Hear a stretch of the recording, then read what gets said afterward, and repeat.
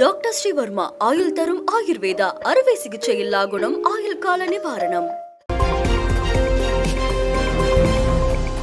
France மற்றும் அமெரிக்க சுற்றுப்பயணத்தை முடித்துக்கொண்டு பிரதமர் நரேந்திர மோடி டெல்லி திரும்பினார். அவரை டெல்லி விமான நிலையத்தில் அதிகாரிகள் வரவேற்றனர். கடந்த 10ஆம் தேதி பிரான்ஸ் சென்ற பிரதமர் அங்கு 2 நாட்கள் பயணம் மேற்கொண்டு AI உச்சி மாநாட்டில் கலந்து கொண்டார்.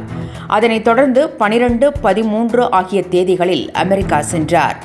அங்கு அதிபர் டிரம்ப், துணை அதிபர் ஜெடி வான்ஸ், துல்சி கபாட், விவேக் ராமசாமி ஆகியோரை சந்தித்து பேசினார். தலைமை தேர்தல் ஆணையர் ராஜீவ் குமார் வரும் 18ஆம் தேதி ஓய்வு பெறும் நிலையில் புதிய தலைமை தேர்தல் ஆணையர் யார் என்ற எதிர்பார்ப்பு எழுந்திருக்கிறது.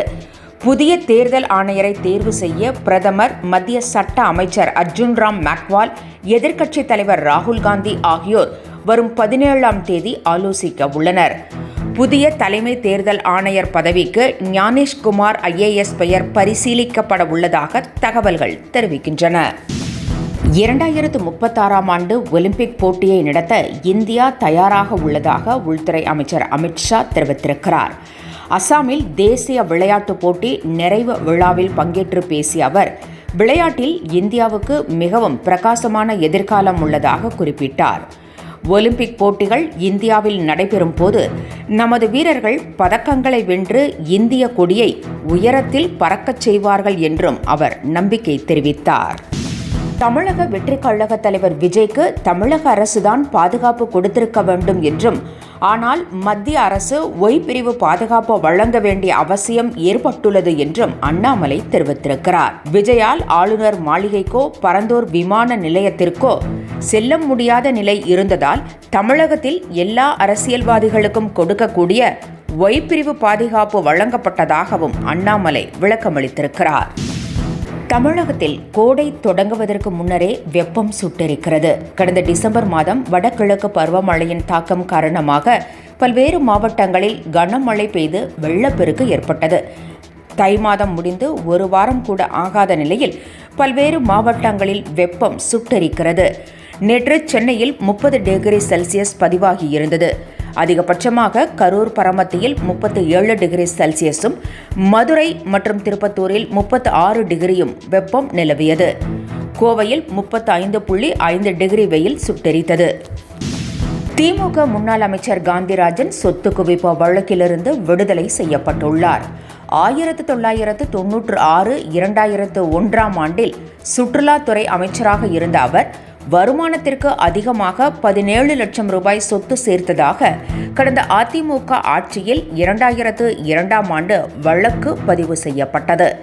இந்த வழக்கிலிருந்து சுரேஷ் ராஜனை 23 ஆண்டுகள் கழித்து கன்னியாகுமரி மாவட்ட முதன்மை அமர்வு நீதிமன்றம் விடுதலை செய்திருக்கிறது. CBSE 10 மற்றும் 12ஆம் வகுப்புகளுக்கு இன்று பொதுத் தேர்வு தொடங்குகிறது. தேர்வுக்கான நெறிமுறைகள் வெளியிடப்பட்டுள்ளன. தேர்வு எழுதும் மாணவர்கள் மொபைல் போன், எலக்ட்ரானிக் சாதனங்களை இருப்பது கண்டறியப்பட்டால் தேர்வு எழுத 2 ஆண்டுகள் தடை விதிக்கப்படுவார்கள் என எச்சரிக்கை விடுக்கப்பட்டுள்ளது. இல்லத்தரசிகளை மிரட்டி வந்த தக்காளி விலை தற்போது சரிந்திருக்கிறது. கடந்த சில மாதங்களாக தக்காளி விலை கடுமையாக உயர்ந்து 1 கிலோ 100 ரூபாய் வரை சென்றது. ஒரு கட்டத்தில் கிலோ 40லிருந்து 50 ரூபாய் வரை நீண்ட நாட்களாக விற்பனை செய்யப்பட்டது. ஆனால் தற்போது விலை கடுமையாக வீழ்ச்சியடைந்திருக்கிறது. ஜனவரி மாதம் சீசன் என்பதால் தக்காளி வரத்து 30%இருந்து 50% அதிகரித்திருக்கிறது. இதன் காரணமாக விலை குறைந்து கிலோ 15 ரூபாய் வரை விற்பனை செய்யப்படுகிறது. டெல்லி முதலமைச்சரை தேர்வு செய்ய பாஜகவில் இன்னும் முடிவு எட்டப்படாத நிலையில் இன்று பிரதமரிடம் அது குறித்து மூத்த தலைவர்கள் ஆலோசிக்க உள்ளதாக தகவல் வெளியாகியுள்ளது. டெல்லி சட்டமன்ற தேர்தலில் பாஜக 40க்கும் மேற்பட்ட இடங்களில் வெற்றி பெற்று தனி பெரும்பான்மையாக ஆட்சி அமைக்கிறது. ஆனால் கடந்த 18ஆம் தேதி தேர்தல் முடிவுகள் வெளியான பின்னரும் முதலமைச்சரை தேர்வு செய்வதில் தாமதம் ஏற்பட்டுள்ளது. அமித்ஷா, JP நட்டா உள்ளிட்ட தலைவர்கள் ஏற்கனவே ஆலோசனை நடத்தியதாகவும் தெரிகிறது. இந்நிலையில் இன்று பிரதமரிடம் மூத்த தலைவர்கள் ஆலோசனை கேட்க உள்ளதாக தகவல்கள் தெரிவிக்கின்றன. உத்தரப்பிரதேசத்தில் நடைபெற்று வரும் மகா கும்பமேளாவில் இதுவரை 50 கோடி பேர் புனித நீராடி உள்ளதாக தகவல் வெளியாகியுள்ளது. மகா கும்பமேளாவில் குடியரசுத் தலைவர், பிரதமர், உள்துறை அமைச்சர் உள்ளிட்ட தலைவர்களும் பிரபலங்களும் புனித நீராடி வருகின்றனர். நேற்று மகாராஷ்டிர முதலமைச்சர் தேவேந்திர ஃபட்னவிஸ் தனது குடும்பத்தாருடன் புனித நீராடினார். இந்நிலையில் மகா கும்பமேளாவிற்காக உத்தரப்பிரதேச அரசு 1500 கோடி ரூபாய் செலவு செய்திருப்பதாகவும் 3 லட்சம் கோடி ரூபாய் வரை வருமானம் கிடைக்க வாய்ப்புள்ளதாகவும் உத்தரப்பிரதேச முதலமைச்சர் ஆதித்யநாத் தெரிவித்திருக்கிறார். பாலியல் புகாரில் சஸ்பெண்ட் செய்யப்பட்ட காவல் அதிகாரி மகேஷ் குமாரின் மனைவி அனுராதா தனது கணவர் மீதான புகார் குறித்து ஒருதலை பட்சமாக விசாரணை நடத்தப்பட்டதாக புகார் தெரிவித்திருக்கிறார்.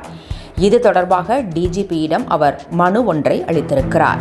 பின்னர் செய்தியாளர்களிடம் பேசிய அனுராதா தனது கணவரிடம் பெண் காவலர் 25 லட்சம் ரூபாய் கேட்டு மிரட்டியதாகவும், ஆனால் இது தொடர்பாக பொய்யான புகார் கொடுத்ததாகவும் தெரிவித்திருக்கிறார்.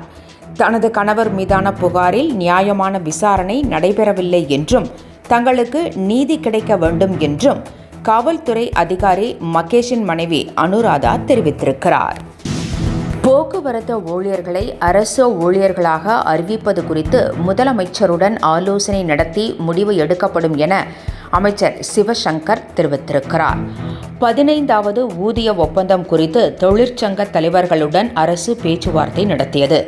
இந்த பேச்சுவார்த்தை குறித்து கருத்து தெரிவித்த சிவசங்கர், தொழிற்சங்கங்களின் கோரிக்கைகள் பரிசீலிக்கப்படும் என்றும் போக்குவரத்து ஊழியர்களை அரசு ஊழியர்களாக்குவது குறித்து முதலமைச்சருடன் பேசி முடிவு செய்யப்படும் என்றும் தெரிவித்தார்.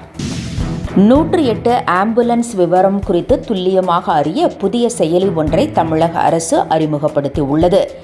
அவசரம் 108 தமிழ்நாடு என்ற புதிய செயலியை பயன்படுத்தி 108 ஆம்புலன்ஸ் விவரங்களை துல்லியமாக அறிந்து கொள்ள முடியும்.